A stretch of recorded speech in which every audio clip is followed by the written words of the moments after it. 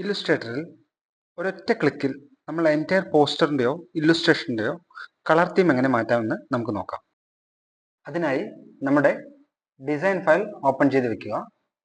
ഏത് കളർ തീമിലേക്കാണോ മാറ്റുന്നത് ആ ഫയലും ഓപ്പൺ ചെയ്ത് വെക്കുക. അതിനുശേഷം നമ്മുടെ ഡിസൈൻ സെലക്ട് ചെയ്തതിന് ശേഷം കമാൻഡ് ജി അല്ലെങ്കിൽ കൺട്രോൾ ജി അടിച്ച് ഗ്രൂപ്പ് ആക്കുക. ഗ്രൂപ്പ് ആക്കാൻ പ്രത്യേകം ശ്രദ്ധിക്കണം.